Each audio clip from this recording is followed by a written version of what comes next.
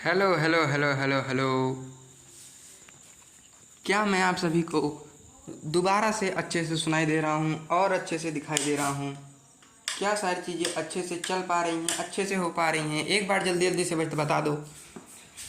उसके बाद हम लोग स्टार्ट करते हैं अपने आज का चैप्टर, अपने बायोलॉजी का वो चैप्टर जिसका मैंने आपको वादा किया था कि इसको मैं ज़रूर पढ़ाऊँगा, इसको मैं ज़रूर लेकर आऊँगा आप लोगों के लिए।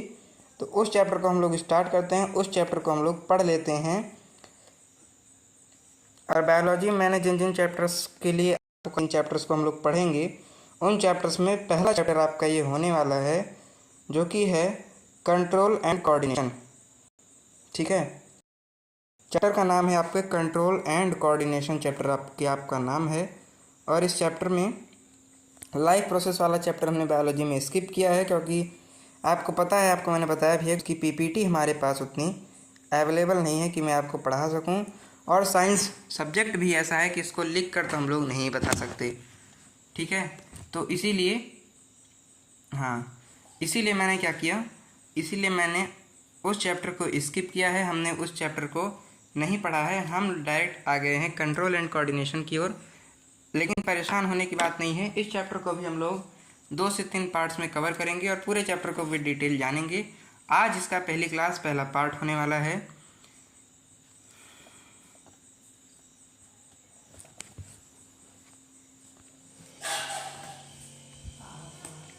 पूरे चैप्टर को हम लोग कवर कर रहे होंगे आज इस सीरीज़ में। और जिस सीरीज़ में हम लोग पहले चैप्टर को अपने, इसमें हम लोग क्या कर रहे हैं, आज हम लोग इसके पहले पार्ट को कवर कर ले रहे हैं। आज हम लोग इसके पहले कुछ चीज़ों को जान ले रहे हैं, जिसमें हम लोग ह्यूमन नर्वस सिस्टम तक आज जान लेंगे। उसके आगे हम लोग बाद में जान लेंगे, अगले पार्ट में जान लेंगे, इसके पार्ट 2 में जान रहे होंगे हम लोग। ठीक है, तो मैं थोड़ा सा सेटअप कर लूँ, उसके बाद हम लोग इस चैप्टर की ओर आगे बढ़ेंगे। थोड़ा सा मैं आपकी पीपीटी डाउनलोड कर लूँ और उसके बाद फिर हम लोग आगे बढ़ जाएंगे, इस चैप्टर की ओर आगे बढ़ चलेंगे। ठीक है, तो पीपीटी सेट हो गई है। और ठीक है, तो पीपीटी सेट हो गई है आपकी। और इसके बाद फिर एक बार देख लूँ क्या मेरी आवाज़ अच्छे से दिखाई सुनाई दे रही है, सारी चीज़ें अच्छे से हो पा रही हों, तब हम लोग एक बार आगे बढ़ लेंगे। तब हम लोग इस चैप्टर को के कुछ पार्ट्स को आज हम लोग समझ ले लेंगे। ठीक है, एक बार मैं अपनी आवाज़ की व्यवस्था देख लो कि आवाज़ मेरी अच्छे से सुनाई दे रही है या नहीं, उसके बाद हम लोग आगे बढ़ेंगे। ठीक है, एक बार फटाफट से मैं अपनी आवाज़ को देख लेता हूँ, उसके बाद हम लोग आगे बढ़ते हैं।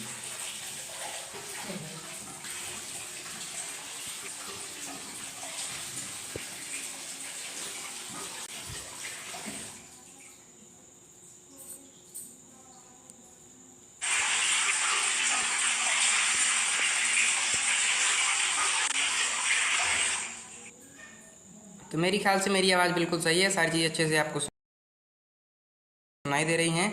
और कल यहाँ पर एक दिक्कत ये हो गई थी कि हमारी जो क्लास है वो बीच में ही रुक गई थी, बीच में कट गई थी, और वही मैं स्टार्ट करूँगा ऐसा ही बार बार आ रहा था आपके सामने।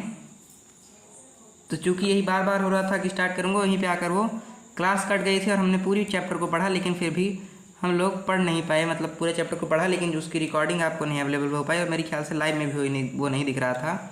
इसीलिए इसके लिए मैंने प्लान किया है कि हम लोग क्या करेंगे, हम लोग एक बड़े टॉपिक को पढ़ने के बाद मैं आपको एक हल्का सा ब्रेक दूंगा, जिसमें स्क्रीन सेवर लगाने के बाद मैं ये देख लूँगा कि क्या हमारी लाइव अभी तक लाइव चल रही है या नहीं। ठीक है, तो उस समय हम लोग इसको करेंगे, लेकिन इस समय हम लोग इस चैप्टर को पढ़ लेते हैं, कंट्रोल एंड कोऑर्डिनेशन को पढ़ लेते हैं। तो हेलो क्लास, तो कैसे हैं आप सभी लोग?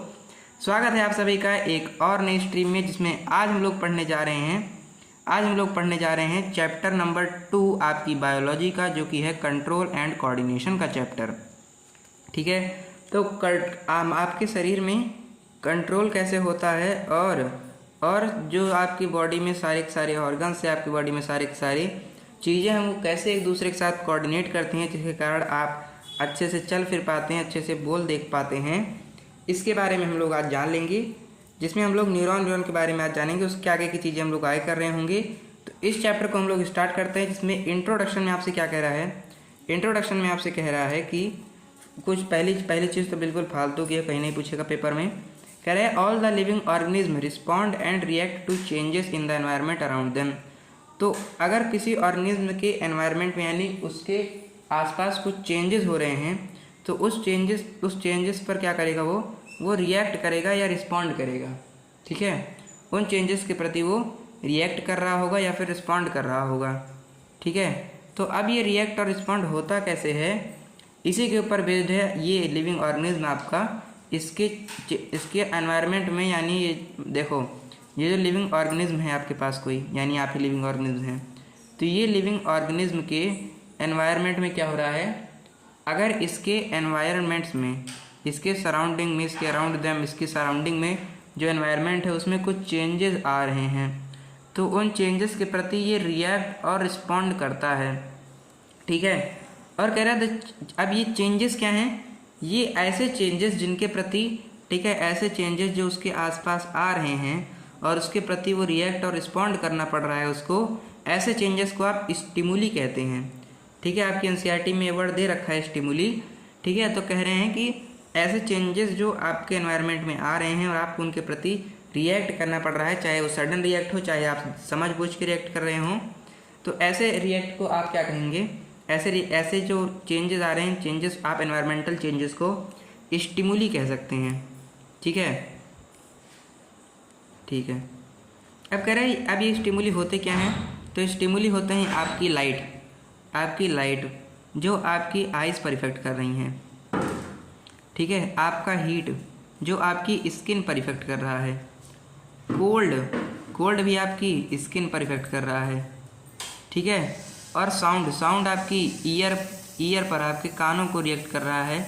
आपका जो स्मेल है आपकी नोज़ को, आपकी नाक को, इसके बारे में जानना रहता है। ऐसे ही जो आपका टच है उसको तो आपको पता ही है कि आपकी स्किन ही इसके लिए भी काम कर रही होती है। तो ये सारे कुछ क्या हैं, स्टिमुली हैं आपके लिए, जो अराउंड आपके आसपास ये सारे चेंजेस होते हैं। जैसे लाइट के कारण चेंज हो रहा है, आपको गर्मी लग रही है, हीट लग रही है, ठंडी लग रही है, आपने कोई तेज़ साउंड सुन लिया या आपने कोई अच्छी या गंदी स्मेल सूंघ ली और आपने कुछ टच कर लिया, तो ये सारे जो आपके अराउंड चेंज हो रहे हैं, इन चेंजेस को आप स्टिमुली कह रहे हैं। और आप इन चेंजेस का आपको क्या करना है, रिएक्ट और रिस्पॉन्ड करना है। तो इनका रिएक्ट और रिस्पॉन्ड आप लोग अपने अलग अलग ऑर्गन्स में, जो अलग अलग रिसेप्टर्स के रूप में अलग अलग ऑर्गन्स काम कर रहे हैं, उन रिसेप्टर्स की मदद से, उन ऑर्गन्स की मदद से इनका रिएक्ट और रिस्पॉन्ड आप कर रहे हैं। ठीक है, आगे कह रहा है बोथ। अब भाई ऐसा तो है नहीं केवल एनिमल को क्या करना पड़ रहा है, रिस्पॉन्ड करना पड़ रहा है, आपके प्लांट्स को भी रिस्पॉन्ड करना पड़ रहा है और आपके एनिमल्स को भी रिस्पॉन्ड करना पड़ रहा है। दोनों लोग लेकिन अलग अलग तरीके से, डिफरेंट मैनर से क्या करते हैं, इसका रिस्पॉन्ड कर रहे होते हैं। जैसे अगर आपका एनिमल है तो क्या करेगा, वो अपनी मसल्स के जरिए से इसका रिस्पॉन्ड करेगा। यानी अगर आपको कोई मारकर भाग रहा है तो आप उसे दौड़ा कर मारेंगे, तो वो आप कैसे करेंगे, दौड़ा कर मारेंगे, यानी आप अपनी मसल्स का यूज़ कर रहे हैं। वहीं पर अगर कोई प्लांट है उस, यानी आप आगे पढ़ेंगे छुई मुई के पेड़ के बारे में पढ़ेंगे, तो क्या करेगा, वो अपने लीव्स की मदद से, वो अपने स्टेम की मदद से क्या कर रहा है, वो सिकुड़ जा रहा है, बंद हो जा रहा है। तो दोनों अलग अलग मैनर से, अगर एनिमल है तो अपनी मसल्स की मैनर के जरिए से, और अगर प्लांट है तो हमने एग्जांपल देखा जहाँ पर वो लीव्स की मदद से अपने रिएक्ट कर रहा है, रिस्पॉन्ड दिखा रहा है। अब ये जो कंट्रोल एंड कोऑर्डिनेशन है हमारे एनिमल्स के अंदर, तो एनिमल्स के अंदर कंट्रोल एंड कोऑर्डिनेशन किस तरह से होता है, दो सिस्टम इसके लिए काम कर रहे होते हैं। ठीक है, इसके लिए दो सिस्टम काम कर रहे होते हैं। एक तो आपका क्या काम कर रहा है, एक तो आपका नर्वस सिस्टम काम कर रहा है। क्या काम कर रहा है आपका, नर्वस सिस्टम काम कर रहा है। एक तो आपका नर्वस सिस्टम काम कर रहा है जी इसके लिए, और दूसरा कौन काम कर रहा है, और दूसरा आपका एंडोक्राइन सिस्टम काम कर रहा है आपके लिए। आपकी एंडोक्राइन सिस्टम क्या कर रही है, मेहनत कर रही है। ठीक है, एंडोक्राइन सिस्टम।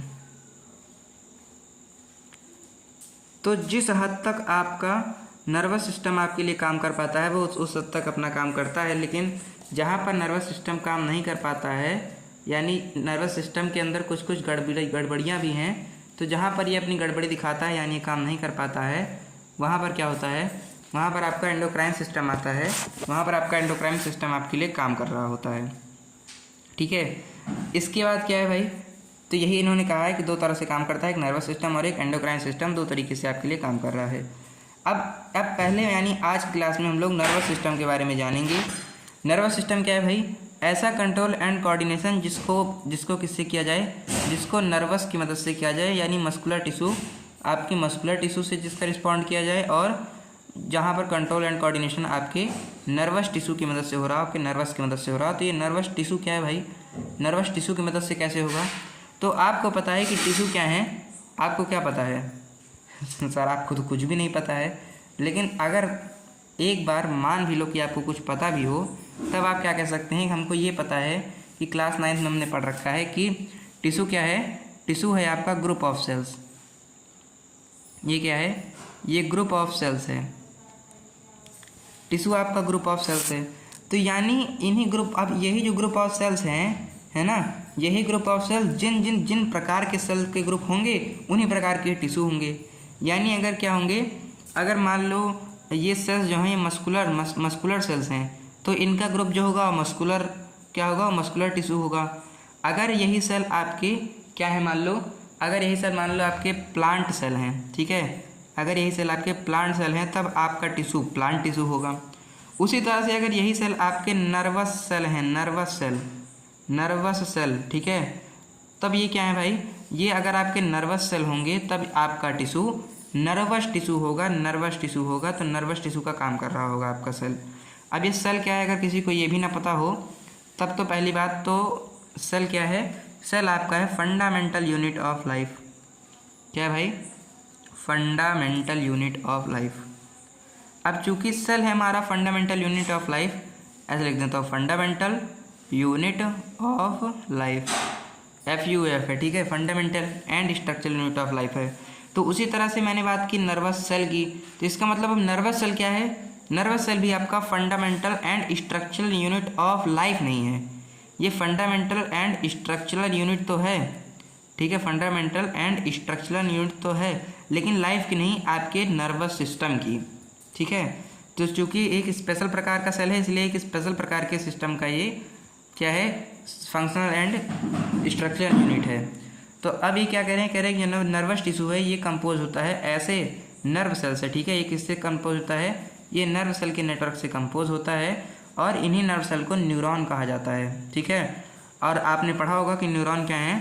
न्यूरॉन स्मॉल एक आपकी स्ट्रक्चरल एंड फंक्शनल यूनिट है आपके नर्वस सेल की, ठीक है। ये किसके लिए स्पेशलाइज्ड है? ये जो इलेक्ट्रिकल इम्पल्स आ रहे हैं, जो झटका लग रहा है आपको, उस झटके को कंडक्ट करने का काम करते हैं आपके नर्व सेल या न्यूरॉन, आपकी एक पार्ट ऑफ बॉडी से दूसरी पार्ट ऑफ बॉडी तक। यानी अगर आपकी उंगली को लगा तो आपको पूरे शरीर में पता चल जाएगा कि आपको करंट लगा है। अब नेक्स्ट टॉपिक आता है रिसेप्टर्स का। रिसेप्टर्स क्या होते हैं? तो मैंने आपको बताया कि आप ऊपर जो आपको स्टिमुली मिल रही है, आपको क्या हो रहा है, रुक जाओ एक बार मैं देख भी लूँ कि क्या हमारी स्ट्रीम सही चल रही है नहीं, ठीक है, रुक जाओ।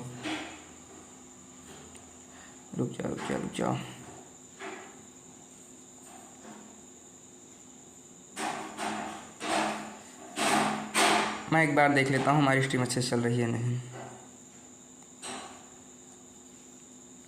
इससे होगा क्या कि हमारा टाइम थोड़ा सा बच ही जाएगा ना, वरना कल मैं आपको पूरे 2 घंटे पढ़ाया और उसके बाद भी हमारी स्ट्रीम नहीं दिखी, हमको चली नहीं स्ट्रीम। यहाँ पर एक बार देख लूँ, रुक जाओ। उसी तरह से अगर यही ठीक है हमारी, मैं आपको पूरे 2 घंटे पढ़ाया और उसके स्ट्रीम हमारी अच्छे से चल रही है, अभी कोई दिक्कत, अरे यार उसको मैं वापस, चलो रहने दो। तो हमारी स्ट्रीम अच्छे से चल रही है, अभी कोई दिक्कत नहीं है, हम लोग अभी अपनी क्लास को कंटिन्यू कर सकते हैं। तो अब हमको पढ़ना है रिसेप्टर्स के बारे में। तो रिसेप्टर्स क्या है भाई? तो मैंने आपको बताया कि आपके अराउंड आपके सराउंडिंग में जो जो चेंजेस आ रहे हैं, उन चेंजेस के लिए आपको क्या करना पड़ रहा है? उस चेंजेस के लिए जो रिस्पॉन्ड करे वही ऑर्गेनिज्म है, तो वो रिस्पॉन्ड करेगा अपने ऑर्गन्स के जरिए, ठीक है। अरे भाई, अब जब आपको करंट लगा है तो आप अपने हाथ को ही तो हटाएंगे, तो आप अपने ऑर्गन को, किसी ऑर्गन को हटा रहे हैं, आप किसी अपने पार्ट ऑफ बॉडी का यूज़ कर रहे हैं, किसके लिए? उस पर रिएक्ट करने के लिए। यानी अगर आपको रिएक्ट करना है तो आपको अपने किसी पार्ट ऑफ बॉडी का, आपको अपने किसी ऑर्गन का यूज़ करना पड़ेगा। तो जो आपके ऑर्गन है, ये ऑर्गन किस तरीके से काम करता है, यानी मैंने आपको बताया कि अलग अलग स्टिमुली के लिए आपका अलग अलग ऑर्गन अलग अलग काम करता है। तो यही जो अलग अलग काम करता है, यही जिस रूप में काम करता है उसको रिसेप्टर कहते हैं। यानी आपका जो कान है वो सुनने वाले रिसेप्टर की तरह काम करता है। ये जो आपका कान है वो सुनने वाले रिसेप्टर की तरह काम करता है। रुक जाओ कुछ देर रुको, रुक जाओ।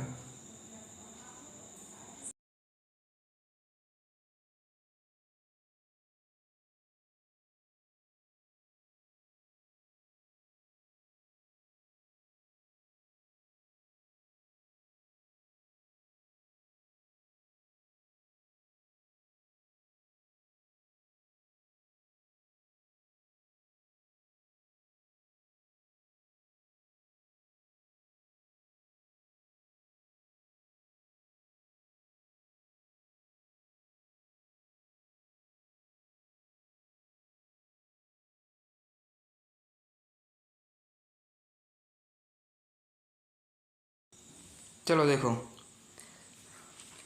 अब कह रहा है क्या, अब आगे बढ़ता है तो आगे कह रहा है कि यही आपके ऑर्गन्स रिसेप्टर्स की तरह काम कर रहे होते हैं। यानी अलग अलग ऑर्गन अलग अलग रिसेप्टर के रूप में काम करते हैं। यानी जो आपका ईयर है, जो आपका कान है, ये सुनने वाले रिसेप्टर के रूप में काम करता है। आपकी जो आंखें हैं ये देखने वाले रिसेप्टर के रूप में काम करती हैं। जो आपका स्किन है वो महसूस करने वाले रिसेप्टर की तरह काम करता है। आपका जो नोज़ है वो सूंघने वाले रिसेप्टर की तरह काम करता है। आपकी जो जीभ है वो टेस्ट करने वाले रिसेप्टर की तरह काम करती है। लेकिन अगर मैंने कह दिया कि कान सुनने वाले रिसेप्टर की तरह काम करता है, तब आपका एग्जामिनर आपको नंबर तो देगा नहीं। और जब तक आपका दिमाग न खराब हो तब तक पढ़ाई का कोई महत्व भी नहीं है ना। पढ़ाई को आसान भी बनाया जा सकता था, लेकिन उन्होंने कहा कि हमें बच्चों का दिमाग ख़राब करना है, इसीलिए हम क्या करेंगे, हम लोग अपनी पढ़ाई को हैशटैग मुश्किल बनाएंगे। हैशटैग इतना ज़्यादा मुश्किल बनाएंगे कि इनको नाम याद करने में दिक्कत हो जाए।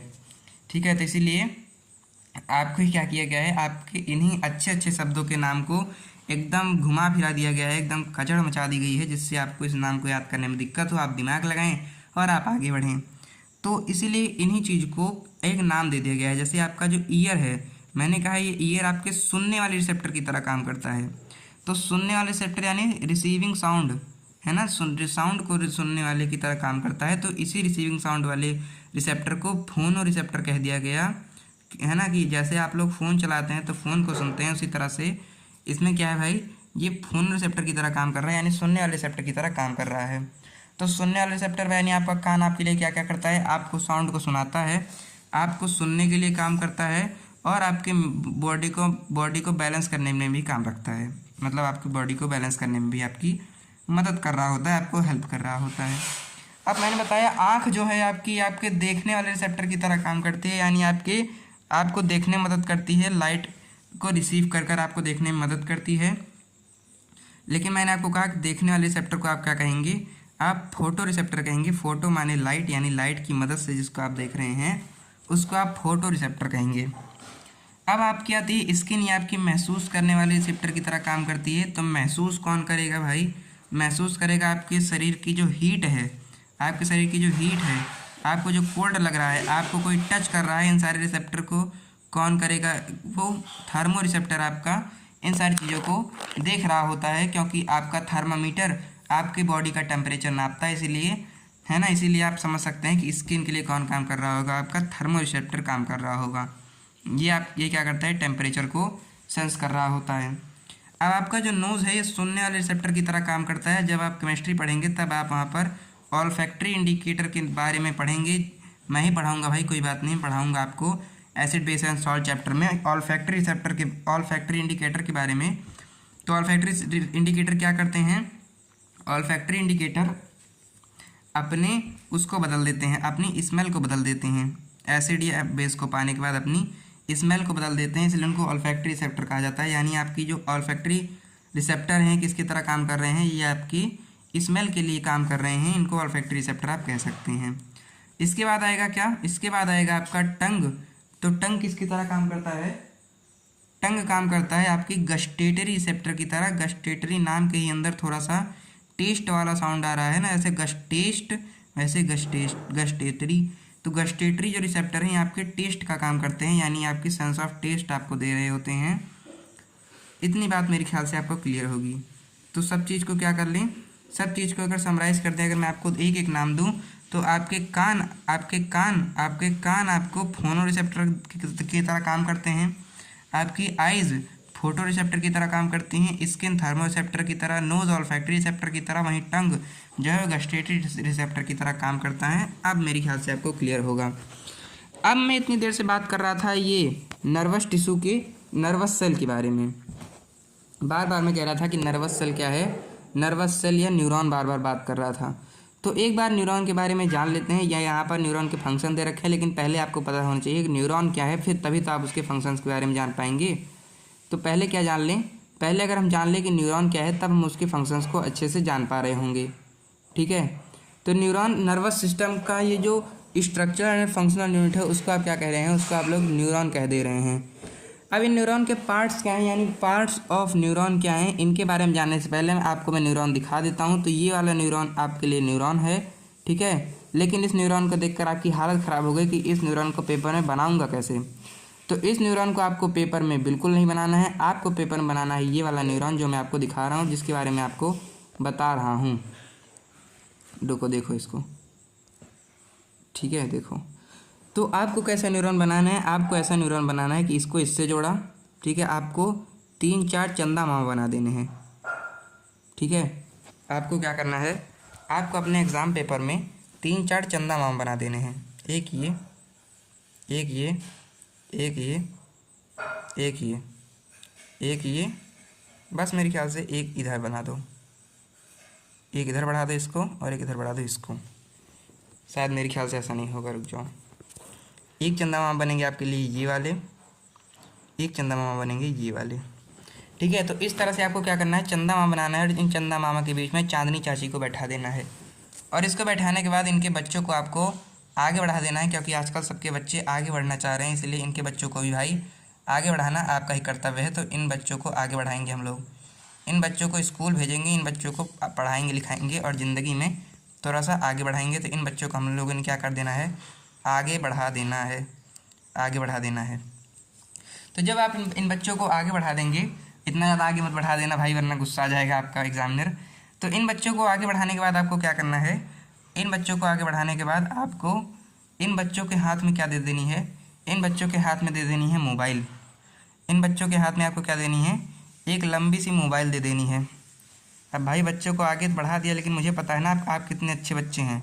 तो आप जिस बच्चे को आगे बढ़ाएंगे उसको बर्बाद करने के लिए उसके हाथ में मोबाइल पकड़ा देंगे, और मोबाइल पकड़ाने के बाद उसको बताएंगे भी नहीं कि बुक्स विद्या नाम का कोई चैनल भी है जो पढ़ाता भी है। उसको तो आप लोग वही दिखाएंगे जो आप लोग देखते हैं। तो आप लोग क्या करेंगे, इसके हाथ में पकड़ा देंगे मोबाइल, और इसके हाथ में मोबाइल पकड़ाने के बाद, इस मोबाइल को पकड़ाने के बाद क्या करेंगे, इस मोबाइल में दिखा देंगे कि भाई ये वाली बटन ये काम करती है, ये वाली बटन ये काम करती है, ये वाली बटन ये काम करती है, ये वाली बटन ये वाली बटन ये, और ये वाली बटन ये। तो इस तरह से 3-4 बटन के बारे में आप इसको बता देंगे कि ये वाली बटन जब दबाओगे तो ये कार्टून आ जाएगा, ये वाली बटन दबाओगे तो ये वाला गेम खुल जाएगा। तो आपको ऐसे कुछ बटन्स दिखा देनी है उसको, और उसके बाद क्या कर देना है आपको, उसके बाद फिर आपको कह देना है कि फिर जब कुछ भी ना आपसे हो पाए, तब जाकर भाई खोल देना गैलरी, और जो फ़ोटोज़ मैंने तुझे भेजी हैं उन फ़ोटोज़ को भी तू देखते रहिए, उससे भी तू बर्बाद हो सकता है, ठीक है। और फिर आप उसको ऐसे गैलरी उसके लिए खोल देंगे जिन फ़ोटोज़ को देखकर बर्बाद हो रहा होगा। और इसी यही जो उसकी ज़िंदगी बन रही है, यही उसकी नर्व सेल है, और यही आपको नर्व सेल का डायग्राम बनाकर आ जाना है। अब इस नर्व सेल के अंदर आपके है क्या क्या, इस नर्व सेल के अंदर है आपका पहला तो ये, जिसको देखकर बहुत डर लगता है और लेकिन बहुत अच्छा लगता है, जिसको कहते हैं आप डेंड्राइट, पेंड्राइट नहीं डेंड्राइट कहते हैं, डेंड्राइट कहते हैं इसको, डेंड्राइट, ठीक है। इसको आप लोग कहते हैं डेंड्राइट, ठीक है। ये जो ऊपर निकल रखा है, उसके बाद ये जो आपका आ रखा है अंदर इतना पार्ट, इसको आप कहते हैं क्या, इसको आप लोग कहते हैं सेल बॉडी। ये भाई न्यूरॉन क्या है, मैंने आपको बताया न्यूरॉन एक सेल ही है, तो सेल की तो भाई बॉडी भी होगी ना, और जब सेल की बॉडी होगी तो सेल की बॉडी को चलाएगा कौन, सेल की बॉडी को चला रहा होगा उसका, सेल की बॉडी को चला रहा होगा उसका न्यूक्लियस।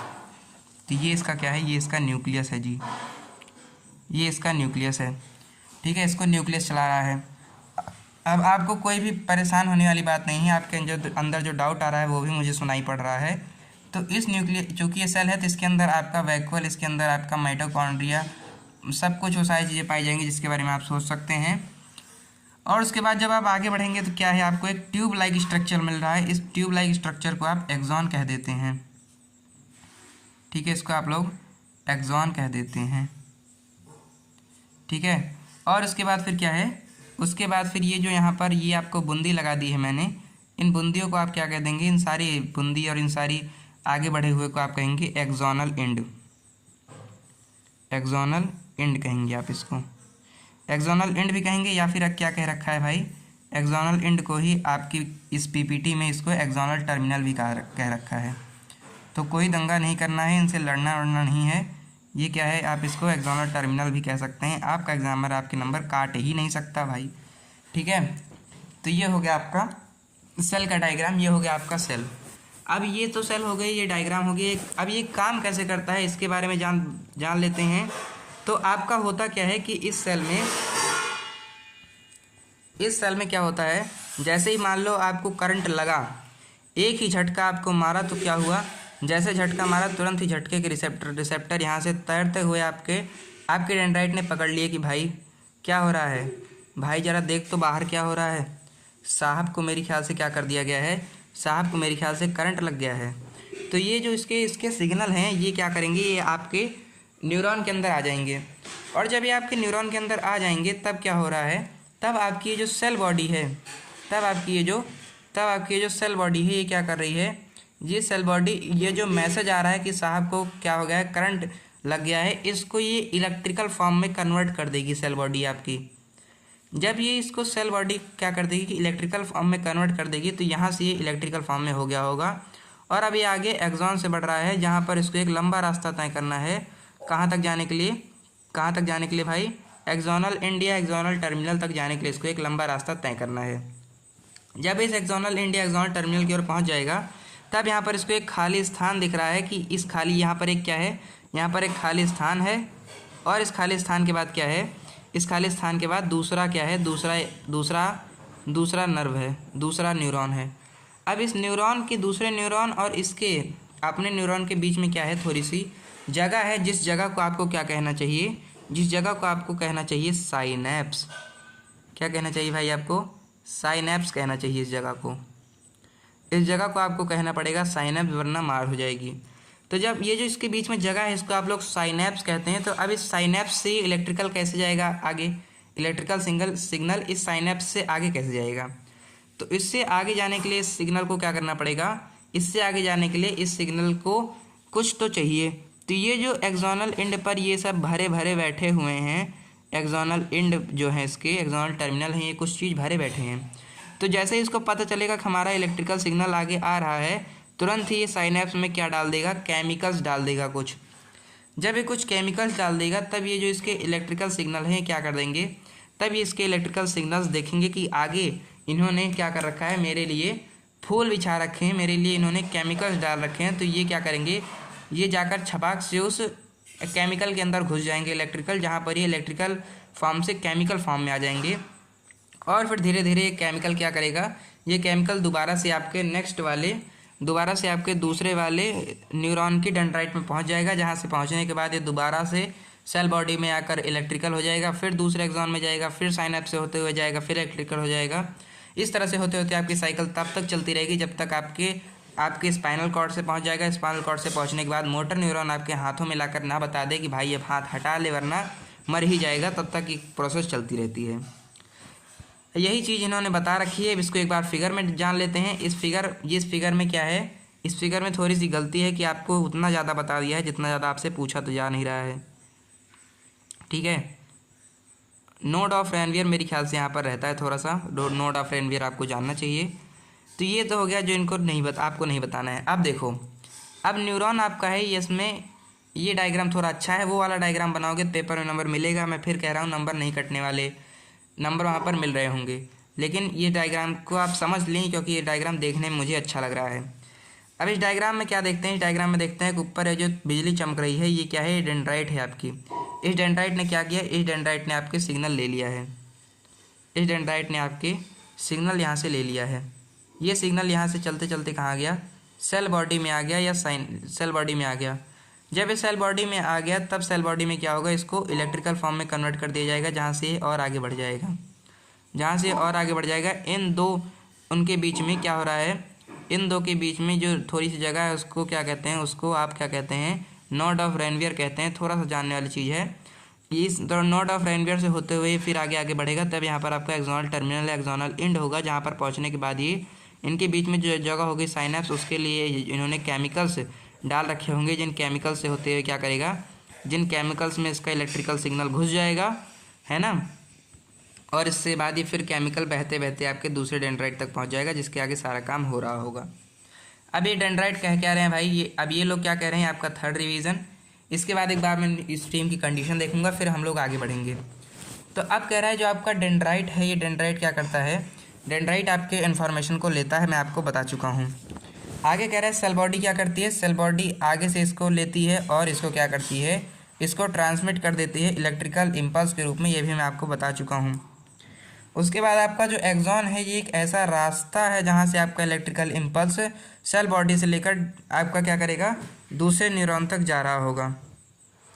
अब साइनेप्स क्या है भाई, साइनेप्स मैंने बताया कि ये दो नर्व एंडिंग के बीच में, ठीक है, कह रहे हैं मतलब एक आपके एक उसके नर्व एंडिंग के बीच में, यानी आपके एक न्यूरॉन के नर्व एंडिंग के बीच में और दूसरे न्यूरॉन के डेंड्राइट के बीच की जगह है। एक के नर्व एंडिंग के और दूसरे के डेंड्राइट के बीच का गैप है, जिसको आप साइनेप्स कहते हैं, ठीक है। और वेयर इलेक्ट्रिकल सिग्नल, जहाँ पर इलेक्ट्रिकल सिग्नल को केमिकल सिग्नल के रूप में कन्वर्ट कर दिया जाता है, जहाँ से आगे का ट्रांसमिशन हो रहा होता है, ये भी मैं आपको बता चुका हूँ। तो आपकी 3 बार रिवीजन मैंने आपकी यहाँ पर ही करा दी।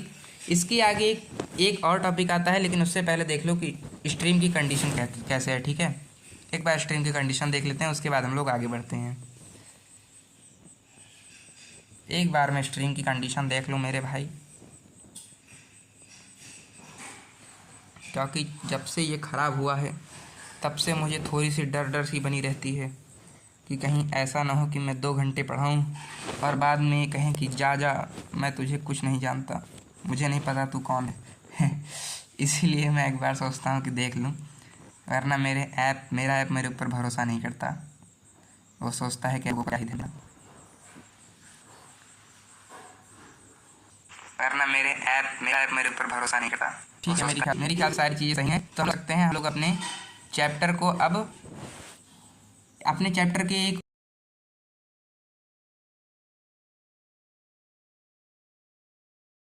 और टॉपिक की ओर बढ़ सकते हैं, जो कि रिफ्लेक्स एक्शन या रिफ्लेक्स एक्शन ही है। और क्या भाई, रिफ्लेक्स एक्शन एकमात्र आपका टॉपिक जो बचा है रिफ्लेक्स एक्शन का, उसको समझते हैं। ब्लैक क्यों हो गया भाई, हाँ लोड हो जान दो। उससे पहले भाई, हाँ ठीक है, हो गया ओके। इससे पहले आप कहाँ बढ़ जाते हैं हम लोग, नर्वस सिस्टम के, अब बढ़ जाते हैं हम लोग रिफ्लेक्स एक्शन की ओर। अब आपको करंट मारने से लेकर आपको जब करंट मारा तो आपके करंट मारने से लेकर आपका हाथ हटाने तक जो प्रोसेस हो रही है, इस प्रोसेस को क्या कहते हैं आप, रिफ्लेक्स एक्शन कहते हैं। और इस पाथवे को आप रिफ्लेक्स आर्क कहते हैं। 2 चीज़। अब इसमें होता क्या है, ये एक ऐसा क्विक सडन और इमीडिएट रिस्पॉन्स है जो कि आप ले रहे हैं आपकी बॉडी से, तब जब आपको कोई स्टिमुलस मिल रहा है, आपको करंट लग रहा है, ठीक है। जिसमें यहाँ पर एक नी जर्क का एग्जांपल दे रखा है और दूसरा फेमस एग्जांपल आपकी किताबों का दे रखा है कि आपने क्या किया, कोई ऑब्जेक्ट को छू लिया, आपने एक ऐसी कढ़ाई को छू लिया जहाँ पर तेल गर्म हो रहा होता है, समोसे तल रहे होते हैं, तो ऐसी आपने उसको छू लिया कढ़ाई को, तब आप लोग क्या करेंगे, झट से हटाएंगे और उसे झट से हटाने वाले प्रोसेस को आप रिफ्लेक्स एक्शन कहेंगे। अब इस रिफ्लेक्स एक्शन में होता क्या है, प्रोसेस आपको दे रखा है, नहीं कुछ प्रोसेस दे रखा है। कह रहा है पहला तो स्टिमुलस, यानी आप क्या करेगा, कोई ऐसी कढ़ाई होनी चाहिए, कोई ऐसा बोर्ड होना चाहिए जिसमें करंट तैर रहा हो। तो ये एक ऐसा ऑब्जर्वेशन और डिटेक्टेबल चेंज है जो आपके एनवायरनमेंट में होता है, जो एक रिएक्शन कराता है। इसके बारे में मैंने आपको बता दिया स्टिमुलस क्या होता है। अब इस स्टिमुलस जैसे ही आपको स्टिमुलस लगता है, तुरंत ही एक रिफ्लेक्स आर्क चल पड़ती है। जो रिफ्लेक्स आर्क क्या है, जो एक ऐसी पाथवे है जो नर्व इम्पल्स पास होता है during reflex action, is called reflex arc. तो वही मैंने बताया कि रिफ्लेक्स एक्शन के दौरान आपका नर्व इम्पल्स का जो आपके नर्व इम्पल्स समझ रहे हो ना, जो जा रहा है तीर आपके न्यूरॉन के जरिए, इसका जो टोटल पाथ होता है, इस पाथवे को आप क्या कह रहे हैं, इस पाथवे को आप रिफ्लेक्स आर्क कह रहे हैं। और जैसे ही स्टिमुलस के मिलने पर रिफ्लेक्स आर्क से होते हुए ये आपके हाथों में पहुंच जाता है, तब आप जो करते हैं उसको रिस्पॉन्स कहते हैं, यानी ऐसा फाइनल रिएक्शन जिसको रिफ्लेक्स एक्शन के होने के बाद दिया जाता है। पहली बात। दूसरी बात क्या है भाई, दूसरी बात है ये, ठीक है। तो पहली बात क्या है, कढ़ाई का एग्जांपल में कह रहा है कि अगर आपने क्या किया, आपको हीट लगा, आपने कढ़ाई को छुआ, तो आपकी स्किन जो कि एक रिसेप्टर का काम कर रही है, किस रिसेप्टर का भाई, तो आपके थर्मो रिसेप्टर का काम कर रही है। यानी आपके थर्मो रिसेप्टर ने क्या किया, आपके थर्मो रिसेप्टर ने इसको जाना कि भाई मालिक को क्या हो गया, करंट लग गया है। तो ये कहाँ गया, ये स्पाइनल ऑर्गन में गया। स्पाइनल ऑर्गन यानी पहले आपका यहाँ से क्या हुआ, यहाँ से इसके बीच में एक सेंसरी न्यूरॉन था, ठीक है। न्यूरॉन के टाइप में आप लोग आगे पढ़ रहे होंगे कि एक सेंसरी न्यूरॉन जो था, आपके सेंसरी न्यूरॉन का जो पाथ था वो चला और वो कहाँ तक गया, वो आपके स्पाइनल कॉर्ड तक गया। जैसे स्पाइनल कॉर्ड तक गया, तुरंत ही स्पाइनल कॉर्ड ने क्या किया, स्पाइनल कॉर्ड ने कहा कि अच्छा मालिक को करंट लगा है, तो क्या कर दें, तब हम इसको क्या करें, तब हम इसको ठीक करना पड़ेगा, मालिक का हाथ हटाना पड़ेगा। स्पाइनल कॉर्ड ने कह दिया अपने मोटर न्यूरॉन को कि भाई एक हेल्प कर दे मेरी, कि तू क्या कर दे, अब तू जो मैं कह रहा हूँ इसको क्या कर दे, इसको जाकर इस मालिक के हाथ तक पहुँच जा और मालिक का हाथ बोर्ड से हटवा दे, वरना वो करंट से जल जाएंगे। तो अब स्पाइनल कॉर्ड ने मोटर न्यूरॉन को काम दे दिया, जो मोटर न्यूरॉन आगे चलकर आपके हाथों तक पहुंचा, आपकी उंगलियों तक पहुंचा, जिसके कारण आपको पता चला कि हाँ अब हाथ हटा लेना चाहिए। तो आपने रिस्पांस दिया, अपने हाथ को विड्रॉ कर लिया है आपने, ठीक है। अब इसमें एक डाउट आता है कि स्पाइनल कॉर्ड तक ही क्यों गया, क्योंकि मैडम जी ने तो कहा था कि हमारा सारा एक्शन कौन लेता है, हमारा ब्रेन ले रहा होता है, तब ये स्पाइनल कॉर्ड तक ही क्यों गया। तब आपको पता होगा कि आपकी स्कूल में मॉनिटर क्यों है। आपकी स्कूल में मॉनिटर इसीलिए है क्योंकि आपकी मैम को और सारे काम भी रहते हैं। आपकी मैम को आपके लिए नोट्स भी बनाने होते हैं, आपकी उन मोटी मोटी कॉपियों को चेक भी करना होता है, लाल कलम भी चलानी रहती है, ऐसे ऐसे ऐसे करके एक साइन भी लिखनी रहती है, ठीक है। तो इतने सारे उनको काम रहते हैं, इसलिए उन्होंने क्या किया है, इसीलिए उन्होंने एक मॉनिटर बना दिया है, जो मॉनिटर आप जब बात नहीं करते तब भी आपका नाम लिख देता है, इसलिए क्योंकि आपकी मॉनिटर से जमती नहीं है ना। और अपने उस दोस्त का नाम नहीं लिखता है जो मॉनिटर के बारे में हमेशा उसकी बारी अच्छी अच्छी बातें करता रहता है, लेकिन आप मॉनिटर की सच्चाई बता देते हैं कि मॉनिटर कितना खड़ूस है, इसीलिए वो आपका नाम लिख देता है। तो वो जो मॉनिटर है, उस मॉनिटर को मैम ने रखा इसीलिए है क्योंकि मैम क्या है, आपकी जो ब्रेन है, जो आपके मैम का काम कर रही हैं, उन मैम ने उस स्पाइनल कॉर्ड को इसलिए रखा है क्योंकि मैम के पास इतना टाइम नहीं है कि वो आपके हर गलतियों को देखती रहे, इसलिए उन्होंने मॉनिटर को रखा है जो नाम लिख लेता है, झूठे झूठे नाम, और जिसको आखिरी में मैम आकर क्या करती हैं, दो दो डंडे लगा देती हैं आपको, और आप ऐसे रह जाते हैं, देखते रहते हैं। तो वैसे ही आपकी शरीर में ब्रेन क्या करता है, ब्रेन के पास इतना टाइम नहीं है, आपको चलाना भी है, आपको सोचाना भी है, आपको याद भी कराना है, आपको लिखाना भी है। तो ब्रेन को बहुत सारे काम है, ऐसे काम कुछ तो आप जानते हैं और कुछ तो इतने सारे काम है जो आपको नहीं पता, तब भी आपका ब्रेन करता है। तो ब्रेन के पास सारे काम करने के टाइम नहीं है, इसलिए ब्रेन क्या कर रहा है, पहली बात तो ब्रेन के पास टाइम भी नहीं है, और दूसरी बात इतना टाइम आपके पास भी नहीं है कि पहले वो आपके ब्रेन के पास जाए, फिर उसके बाद ब्रेन स्पाइनल कॉर्ड तक जाए, फिर उस आपके वहाँ तक आए। तो जब तक ये आएगा तब तक आपका हाथ जल जाएगा, इसीलिए ब्रेन क्या करता है, कहता है भाई मेरे पास तक मत लाना, ऐसी कोई इमरजेंसी सिचुएशन होगी तो स्पाइनल कॉर्ड तुम ही संभाल लेना। तो इसीलिए स्पाइनल कॉर्ड आपके मॉनिटर का काम कर रहा होता है, और आपके ब्रेन तक पहुंचाने से पहले ही क्या कर देता है, ये आपके ब्रेन तक पहुंचाने से पहले ही ये इन चीज़ों को, हाँ, पहुंचाने से पहले ही आपका रिफ्लेक्स एक्शन ले लेता है। लेकिन इससे पहले मैंने आपको इनके फंक्शंस को नहीं बताया। तो ये होता कैसा है भाई, न्यूरॉन एक स्ट्रक्चरल और फंक्शनल यूनिट है, लेकिन लाइफ की नहीं, आपके नर्वस सिस्टम की, इसके बारे में आपको बता चुका हूँ। इसके बाद इसके फंक्शंस क्या हैं, आपका चौथा रिवीजन हो रहा है, हैशटैग चौथा रिवीजन में आपका करा रहा हूँ न्यूरॉन का। तो ये क्या कहता है, पहला कि ये information from receptors to acquired at the dendrite tip, dendritic जो टिप है, डेंड्राइट की टिप है, उस पर क्या करता है, आपके रिसेप्टर्स क्या करते हैं, इन्फॉर्मेशन को ले रहे होते हैं as a chemical reaction and creating an electrical impulse. तो ये क्या करते हैं, सबसे पहले तो ये काम कैसे करता है, सबसे पहले आपका जो डेंड्राइटिक टिप है, यहाँ पर आपका जो जिस रिसेप्टर को क्या करना रहता है, जिस रिसेप्टर को लेना रहता है, वो रिसेप्टर क्या करता है, वो रिसेप्टर अपना लेता है, अपना क्या लेता है, अपना जो उसका इम्पल्स है उसको लेता है डेंड्राइटिक टिप पर, और उसके बाद क्या करता है, उसको थोड़ा सा आगे बढ़ाकर क्या करता है, उस केमिकल रिएक्शन को आपकी सेल बॉडी में ले जाकर इलेक्ट्रिकल इम्पल्स के रूप में कन्वर्ट कर देता है। The impulse travel from dendrite to cell body and then axon along axon. अब वो जो आपका इम्पल्स है वो आपकी डेंड्राइट से आपकी सेल बॉडी में जाता है, जहाँ पर ये सारा इलेक्ट्रिकल इम्पल्स में आ जाता है। उसके बाद फिर आपके एक्सॉन में भी आपके चलता है, यानी बड़ा लंबा रास्ता तय करता है। इसके बाद ये जो केमिकल रिलीज़ किए गए रहते हैं किसके द्वारा, chemicals are released at the end of axon due to electrical impulse. इन्हें इलेक्ट्रिकल इम्पल्स को ढोने के लिए, इनकी सवारी बनने के लिए जो आपके एक्सॉन के जो एंड है, इन एक्सॉन के एंड ने साइनेप्स में क्या कर रखा होता है, साइनेप्स में इन्होंने कुछ केमिकल्स रिलीज कर रखे होते हैं। This chemicals across the synapse and initiate a similar electrical impulse in the dendrite of next neuron. अब ये जो केमिकल्स होते हैं, इन्हीं केमिकल्स पर चढ़कर जो आपका क्या है, जो आपका इलेक्ट्रिकल इम्पल्स है वो क्रॉस करता है आपके साइनेप्स को, और उसी तरह के क्या करता है, उसी तरह के नेक्स्ट आगे जाने के बाद ये नेक्स्ट न्यूरॉन के डेंड्राइट पर जाता है, जहाँ पर इसको दोबारा से एक इलेक्ट्रिकल इम्पल्स में कन्वर्ट कर दिया जाता है।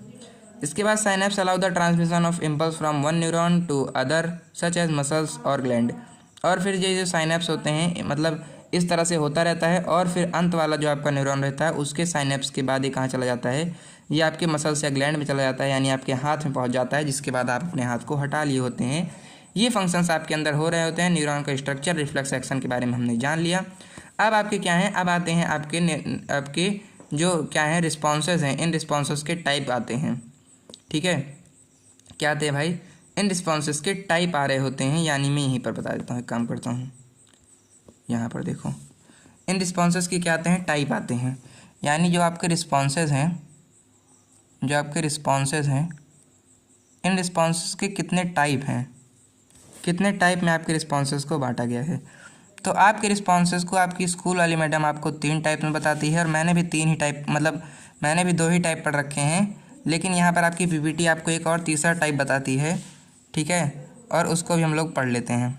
बता ही रही है भाई, पढ़ लो, कोई क्या दिक्कत है। पहला टाइप आपके लिए क्या ला रही है, पहला टाइप आपके लिए ला रही है ये आपका ला रहा है इनवॉलेंट्री एक्शन। क्या ला रही है, इनवॉलेंट्री एक्शन, इनवॉलेंट्री एक्शन या इनवॉलेंट्री रिस्पॉन्स। क्या ला रही है, इनवॉलेंट्री एक्शन या इनवॉलेंट्री रिस्पॉन्स।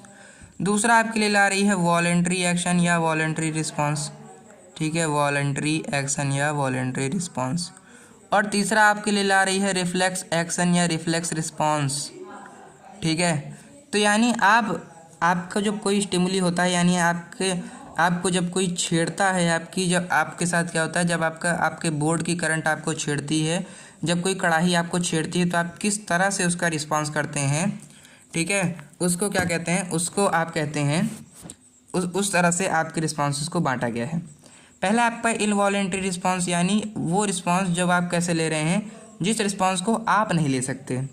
पहली बात, ऐसे रिस्पॉन्स जो आपके हाथों में नहीं है, जिनको आप नहीं ले सकते, उनको आप क्या कहते हैं, उनको आप लोग इनवॉलेंट्री रिस्पॉन्स कह सकते हैं। पहली बात जिसको आप लोग क्या कर सकते हैं, जिनके ऊपर आपका कंट्रोल नहीं है, जिनके ऊपर आपका कंट्रोल नहीं है, इन रिस्पॉन्सेस को आप क्या कह सकते हैं, इनवॉलेंट्री रिस्पॉन्स कह सकते हैं, पहली बात। और दूसरा बात, अगर आपके ऊपर इसका कंट्रोल है भी तो कितने टाइम तक है भाई, लेस टाइम तक है, यानी ज़्यादा देर तक आप इस पर कंट्रोल नहीं कर सकते। यानी इसका जो कंट्रोल करने वाला टाइम है, वो टाइम आपके पास बहुत कम है, बहुत लेस टाइम तक आप इसका कंट्रोल कर सकते हैं। ठीक है, तो चूँकि आप इसका कंट्रोल बहुत लेस टाइम तक कर सकते हैं, इसलिए इस कंट्रोल को आप क्या कहेंगे, इनवॉलेंट्री रिस्पॉन्स कहते हैं। बड़े बेहद अच्छे एग्जांपल्स मैं आपको बता देता हूँ। एक तो है आपकी हार्ट बीट, जो आपके पहले एग्जांपल को दिखाती है। एक है आपका हार्ट बीट, हार्ट की बीट।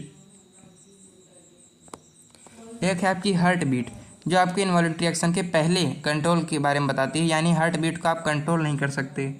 ये तो है आपका पहला एग्जांपल।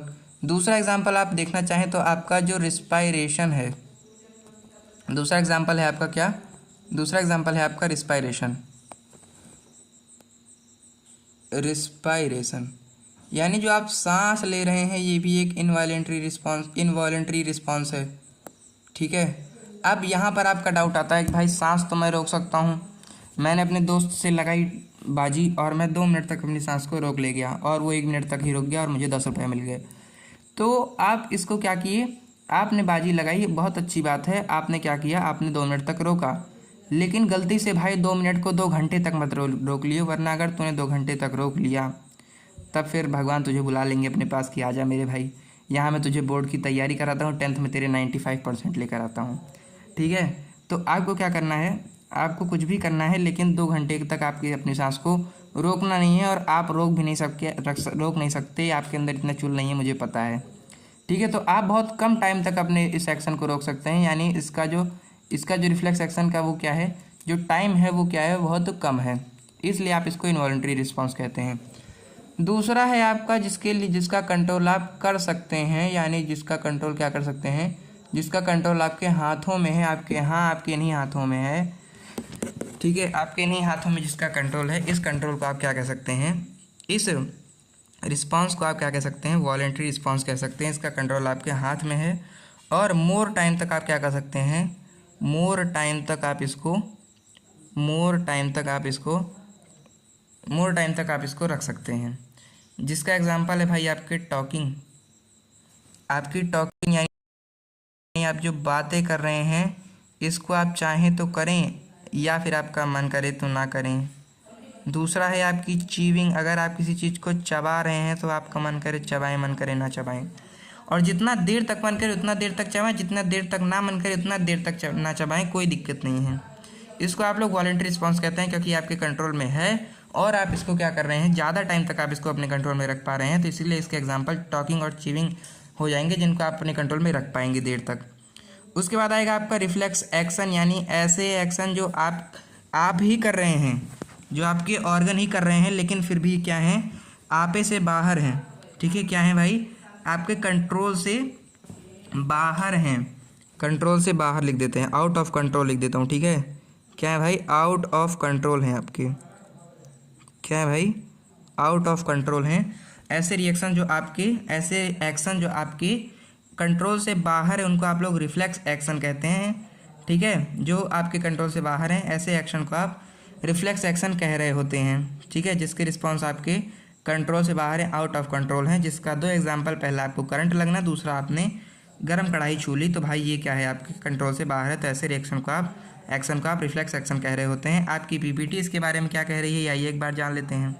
पहला कह रहा है वॉलंटरी एक्शन, ऐसा जो आपकी 4 ब्रेन से आपको यूज़ किया जाता है, ब्रेन के अंदर हम लोग पढ़ रहे होंगे। दूसरा एग्जाम्पल है टॉकिंग राइटिंग, आपका मन करे लिखिए, आपका मन करे ना लिखिए, आपका मन कहे बोलिए, आपका मन कहे ना बोलिए। दूसरा है आपका इनवॉलंटरी रिस्पॉन्स, जो कि आपके मिड ब्रेन और हिंड ब्रेन से इसको कंट्रोल किया जाता है, जिसका एग्जाम्पल है हार्ट बीट यानी दिल का धक धक होना, वॉमिटिंग यानी उल्टी होना, रिस्पायरेशन माने सांस लेना। इसको आप लोग मोर टाइम तक नहीं कर सकते, ज़्यादा टाइम तक नहीं कर सकते, इसलिए आपका इनवॉलंटरी एक्शन है। तीसरा है आपका रिफ्लेक्स एक्शन जो आपके स्पाइनल कॉर्ड से कंट्रोल किया जाता है, क्योंकि आपके ब्रेन के पास इतना टाइम भी नहीं है और इतना टाइम आपके पास भी नहीं है कि ब्रेन तक इसको लेकर जाएं। जिसका एग्जांपल है कि किसी हॉट ऑब्जेक्ट को छू लेने के बाद अपने हाथ को वापस बुला लेना। ठीक है, इसके बाद आता है आपका रिफ्लेक्स एक्शन, चूँकि इन्होंने कहा कि आप यहाँ पर रिफ्लेक्स एक्शन के बारे में पढ़ रहे हैं, इसलिए आपको इसके बारे में अच्छे से बता देना है। इनका कर्तव्य है और मेरा भी कर्तव्य है, तो मैं अपने कर्तव्य को निभाता हूँ। Reflex action are essential in situation where quick responses are required. Reflex action ऐसे सिचुएशन है जहाँ पर आपको क्विक रिस्पॉन्स की आवश्यकता होती है, अगर देर रिस्पॉन्स कर दिए तब आप गए हैं। जैसे अगर आपने किसी गर्म कढ़ाई को छू लिया तब आपको अपने हाथ को तुरंत हटाना होगा, वरना आपका हाथ जल जाएगा। अगर आपने सोचा कि यार ये कढ़ाई तो गर्म है, मुझे अपने हाथ को हटा लेना चाहिए वरना मुझे क्या हो जाएगा, वरना मेरा हाथ जल जाएगा, तो जब तक आप ये सोचेंगे तब तक आपका हाथ जल चुका होगा, इसलिए आपके पास इतना टाइम नहीं है। या तो आपको कोई कांटा लग गया है, तो अगर आपने अपने पैर को तुरंत वहाँ से नहीं हटा लिया, या फिर आपको अगर किसी सांप ने काट लिया तो आपने तुरंत अपने हाथ को वहाँ से नहीं हटा लिया, अपने पैर को वहाँ से नहीं हटा लिया, तब क्या होगा, तब आप लोग तुरंत चले जाएंगे, तो ज़्यादा टाइम भी नहीं लगेगा। तो भगवान आपको बुलाने में भी रिफ्लेक्स एक्शन का यूज़ करेंगे, अगर आपने अपने हाथ को हटाने में रिफ्लेक्स एक्शन का यूज़ नहीं किया तो। 10 response generated from spinal cord, इसका यूज़ स्पाइनल कॉर्ड से किया जाता है, आपके ब्रेन से नहीं किया जाता। क्यों? क्योंकि आपके पास इतना टाइम नहीं है कि आप अपने इस एक्शन को ब्रेन तक लेकर जाएं और अपनी इंजरी को बढ़ाएं। ठीक है, तो ये हो गया आपके रिफ्लेक्स एक्शन। टाइम कितना हो गया है टाइम। इसके बाद क्या आता है, इसके बाद आता है आपका ह्यूमन नर्वस सिस्टम। एक बार ह्यूमन नर्वस सिस्टम को पढ़ लेते हैं, उसके बाद फिर हम लोग ब्रेन के पार्ट को हम लोग अगली क्लास में कंप्लीट करेंगे। अभी हम लोग ह्यूमन नर्वस सिस्टम को पढ़ लेते हैं। तो ह्यूमन नर्वस सिस्टम आप लोग देख सकते हैं कि किस तरह से आप देख सकते हैं कि आपके ब्रेन के बाहर निकलने के बाद एक आपको यहाँ पर स्पाइनल कॉर्ड दे रखी है, और इस स्पाइनल कॉर्ड बस यही एक मोटी सी स्पाइनल कॉर्ड के बाद क्या हो रखा है, ये जो आपको इतनी मोटी सी स्पाइनल कॉर्ड आपके पीछे वर्टिब्रल कॉलम में आपकी रीढ़ की हड्डी में जो आपको स्पाइनल कॉर्ड दे रखी है, इसके अलावा सारे के सारे तार ही आपके हाथों में फैला रखे हैं, जिन तारों को आप न्यूरॉन कहते हैं। न्यूरॉन का एक सिस्टम आपके तारों के रूप में आपको दे रखा है। तो 3 पॉइंटर्स आपको दे रखे हैं। पहला है the human nervous system comprises 2 part. Human nervous system में 2 पार्ट होते हैं, आपका CNS एक PNS, एक सेंट्रल नर्वस सिस्टम और एक peripheral nervous system. Central nervous system क्या है, सेंट्रल नर्वस सिस्टम के अंदर आता है ब्रेन और आता है आपका स्पाइनल कॉर्ड, जो आपके सेंट्रल मानिए आपके मेन काम करता है। और PNS के अंदर आते हैं आपके क्रेनियल नर्व्स आते हैं अराइजिंग फ्रॉम ब्रेन, यानी ब्रेन से जो डायरेक्ट निकल रहे नर्व्स होते हैं उनको आप लोग क्रेनियल नर्व्स कहते हैं। तो वो क्रेनियल नर्व्स आपके इनके अंदर आ रहे होते हैं, और स्पाइनल नर्व्स जो कि आपके स्पाइनल कॉर्ड से रिलीज हो रहे होते हैं, इनको आप लोग क्या कहते हैं, इनको आप लोग कह रहे होते हैं, रुक जाओ मैं एक बार, डोंट डिस्टर्ब लगा है, हाँ लगा है, ठीक है। तो इनको आप लोग क्या कहते हैं, इनको आप लोग कहते हैं क्रेनियल और स्पाइनल नर्व्स, ठीक है। क्रेनियल नर्व्स और स्पाइनल नर्व्स आप लोग इनको कह रहे होते हैं। लेकिन इससे पहले मैं समझ लूँ कि इन्होंने कहा क्या, है ना, क्योंकि जब तक मैं लिखता नहीं तब तक आपको समझ नहीं आता कि आखिर मैं बोला क्या। तो हाय हाय हाय अनु श्रीवास्तव भाई, हाय, बहुत देर से आए भाई, ख़त्म होने जा रही है क्लास, ठीक है। तो हम क्या पढ़ रहे हैं, हम लोग पढ़ रहे हैं ह्यूमन नर्वस सिस्टम। क्या पढ़ रहे हैं हम लोग, ह्यूमन नर्वस सिस्टम। हम लोग पढ़ रहे हैं ह्यूमन नर्वस सिस्टम। तो ह्यूमन नर्वस सिस्टम में हमने क्या जाना, हमने जाना कि किस तरह से भाई, 2 तरीके से है। एक तो है आपका CNS, एक है आपका PNS, यानी एक है आपका सेंट्रल नर्वस सिस्टम CNS, अभी केवल CNS लिख देता हूँ, सेंट्रल नर्वस सिस्टम, और ये आपका एक पेरिफेरल नर्वस सिस्टम PNS। इसके बाद फिर हमने क्या जाना, हमने जाना सेंट्रल नर्वस सिस्टम में आपकी मेन चीज़ें आती हैं, यानी 2 चीज़ें आ रही हैं आपकी, एक आ रहा है आपका ब्रेन और एक आ रहा है आपका स्पाइनल कॉर्ड। एक आ रहा है आपका ब्रेन और एक आ रहा है आपका स्पाइनल कॉर्ड। आपकी वर्टिब्रल कॉलम में आपकी रीढ़ की हड्डी में भरा होता है क्या, स्पाइनल कॉर्ड। स्पाइनल कॉर्ड आपके सेंट्रल नर्वस सिस्टम में आ रहा है। ब्रेन के बारे में तो इस चैप्टर में हमको अच्छे से पढ़ना ही पढ़ना है, तो हम लोग क्या कर रहे हैं, क्वेश्चन प्रैक्टिस। भाई सही क्वेश्चन कहे वैसे तुम, क्वेश्चन मेरे ख्याल से हमें करना चाहिए इस चैप्टर का। तो अगर हमें PPT में कोई क्वेश्चन दिया होगा तो उसको हम लोग करेंगे। बाकी हम लोग ट्राई करेंगे कि हम लोग क्या करें, अगर इस चैप्टर को ख़त्म करें तो उसके बाद मैं ज़रूर क्वेश्चंस लेके आऊँ आपके लिए। लेकिन अगर मैं क्वेश्चन प्रैक्टिस कराऊंगा तो आपको उस क्लासेस में आना ज़रूर होगा। इतना अगर आप दे सकते हैं, पक्का हैं अगर आप इस चीज़ के लिए, तब मैं पक्का हूँ कि हाँ मैं आपके लिए क्वेश्चन प्रैक्टिस ज़रूर लेकर आऊँगा। क्योंकि इस PPT में मेरे ख्याल से हमको क्वेश्चन भी हमारे लिए दिए जाते हैं क्वेश्चन करने के लिए, लेकिन आपको उसमें आना ज़रूर होगा। क्योंकि क्वेश्चन प्रैक्टिस करने में मज़ा तभी आता है कि मैं आपसे क्वेश्चन पूछूँ और आप लोग आंसर दे रहे हूँ। अगर मल्टीपल चॉइस क्वेश्चन है तो अगर मैं आपसे कहूँ ऑप्शन A ऑप्शन B, जब आप आ जाएंगे तब होगा भाई, जब आप आ जाएंगे तभी हो जाएगा मेरे ख्याल से। अगर मैं इस चैप्टर को ख़त्म कर रहा हूँ तो मेरे जैसे अगर बायोलॉजी में हमारा अभी ये पहला चैप्टर है, क्या मेरी तरफ से पहला चैप्टर है कंट्रोल एंड कोऑर्डिनेशन, तो मैं क्या करूँगा, मैं इस चैप्टर को जैसे ख़त्म करूँगा मैं ज़रूर आपके लिए लेकर आऊँगा इसका क्वेश्चन प्रैक्टिस सेशन, जिसमें हम लोग इसके क्वेश्चंस को कर रहे होंगे। लेकिन आपको इसका बिल्कुल मेक श्योर करना है, आपको इसका वादा देना है कि आप तब आ रहे होंगे जब मैं इस क्वेश्चन को कर रहा हूँ, इसके क्वेश्चन प्रैक्टिस कराऊंगा। अगर आप उस दिन आएंगे तब हम लोग क्या करेंगे, क्योंकि अगर आपने सब्सक्राइब कर रखा है, अगर आप सब्सक्राइब कर लेते हैं तब आपको पता चल जाएगा कि हमारी लाइव कब हो रही है, ठीक है। तो अगर आप सब्सक्राइब कर ले तो आपको तुरंत पता चल जाएगा हमारी लाइव कब हो रही है। तो जब ये लाइव होगी तब इसके क्वेश्चन प्रैक्टिस को मैं लेकर आऊँगा और तब हम लोग इस क्वेश्चन को कर रहे होंगे। लेकिन उस समय आपका आना बिल्कुल अनिवार्य है, आपको आना जरूर होगा, क्योंकि आपको भी पता है क्वेश्चन प्रैक्टिस करने में मज़ा तभी आता है जब मैं आपको MCQ टाइप के क्वेश्चन दूँ और उन क्वेश्चन में आप क्या कर रहे हो, आप ऑप्शन A ऑप्शन B जो सही है उन ऑप्शंस के बारे में आप बता रहे हो, उन ऑप्शंस के बारे में आप कह रहे हो, तभी मज़ा आएगा। वरना भाई इस क्वेश्चन को करने में मज़ा नहीं आएगा, क्योंकि लोग आते नहीं हैं, इसलिए मैं क्वेश्चन कराता भी नहीं हूँ, ठीक है। तो अगर आप लोग आएंगे तो हम जरूर क्वेश्चन को कराएंगे। मैं भी ऐसे प्लानिंग कर रहा था कि इस चैप्टर को ख़त्म होने के बाद हम लोग जरूर क्वेश्चन प्रैक्टिस लेकर आएँ, जिसमें हम लोग स्कूल टाइम में, भाई मैं क्या बताऊँ, रुक जाओ। स्कूल टाइम में नहीं होगा तुम्हारे, ऐसे जैसे 7 के टाइम में ही होगा, समझ रहे हो। मैं लगभग 7-8 बजे लगभग स्ट्रीम हमारी स्टार्ट होती है, तो कभी 6:30 बजे या 7:12 ऐसे में, समझ रहे हो, मतलब 7 के ही आसपास हम लोग स्ट्रीम को अपने स्टार्ट कर रहे होते हैं, जहाँ पर हम लोग 7-8 बजे अपनी स्ट्रीम को स्टार्ट करेंगे। लेकिन भाई तुझे आना ज़रूर है, मैं इतना कह दे रहा हूँ। अगर तू आ जाएगा तो मैं 7 बजे शुरू कर दूँगा इसमें, तुझको आना है, तुझको आंसर्स देने हैं, ठीक है अनुज भाई, समझ रहे हो मेरी बात को। अगर तुम आओगे, तुम आंसर्स दोगे, तो मैं ज़रूर क्वेश्चन प्रैक्टिस लेकर आऊँगा। और मुझे पता है कि आप इस क्लास 10th के बोर्ड के पेपर में क्वेश्चन प्रैक्टिस कितनी ज़्यादा इंपॉर्टेंट है। तो अगर आप आ रहे होंगे, आप क्वेश्चंस का आंसर दे रहे होंगे, तो ज़रूर मैं क्वेश्चन आपके लिए कराऊंगा, मैं ज़रूर क्वेश्चन प्रैक्टिस के लिए सेशन लेकर आ रहा हूँ। लेकिन आपको आना ज़रूर है, इतनी बात मैं कह दे रहा हूँ आपसे, ठीक है। तो अगर आप लोग आ रहे होंगे तो हम क्वेश्चन जरूर कराएंगे, आपको क्वेश्चन कराने के लिए आना ज़रूर है। लेकिन इससे पहले हमको लोग कॉन्सेप्ट को पढ़ लेना चाहिए। तो इस कॉन्सेप्ट को पढ़ने के बाद हम लोग क्लास को एंड करेंगे। सेंट्रल नर्वस सिस्टम में आता है आपका ब्रेन और आता है आपका स्पाइनल कॉर्ड। वैसे ही आपका पेरिफेरल नर्वस सिस्टम में ब्रेन से निकलने वाली आपकी नर्व्स जो कि हैं क्रैनियल नर्व्स, जो कि हैं आपकी क्रैनियल नर्व्स, तो क्रैनियल नर्व्स भी आपकी आ रही होंगी। अब क्योंकि ये कहाँ से निकल रही हैं, क्योंकि ये निकल रही हैं आपके ब्रेन से, तो ये है आपकी क्रैनियल नर्व्स। और आपकी स्पाइनल कॉर्ड से निकलने वाली आपकी स्पाइनल नर्व्स भी आ रही होंगी। तो एक आ रही है आपकी क्रैनियल नर्व्स जो आपके ब्रेन से निकल रही है, और एक आ रही है आपकी स्पाइनल नर्व जो कि आपकी स्पाइनल कॉर्ड से निकल रही है, ठीक है। तो इस प्रकार से आपका ह्यूमन का सारा खत्म होता है। इसके बाद हम लोग ह्यूमन ब्रेन के बारे में आगे क्लास में पढ़ रहे होंगे, और मोस्ट प्रोबेबली हम लोग क्या कर लेंगे, जहाँ तक मैं आपको बताऊँ, हम लोग अपने इस क्लास को कल ख़त्म भी कर लेंगे। तो मेरी ख्याल से आज की स्ट्रीम को ख़त्म करने का टाइम आ गया है। मेरी ख्याल से 1 घंटे का टाइम भी होने वाला है। तो आशा करता हूँ आपको आज की स्ट्रीम अच्छी लगी होगी। तो धन्यवाद आप सभी का अभी तक स्ट्रीम बने रहने के लिए।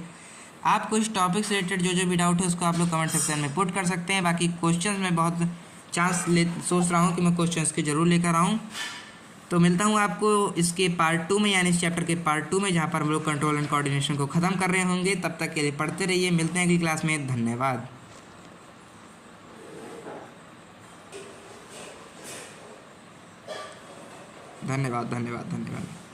अगले सेशन में ज़रूर आइएगा सब लोग, अगले सेशन में आना अनिवार्य है आप लोगों का, ठीक है। अगले सेशन में आना ही आना है।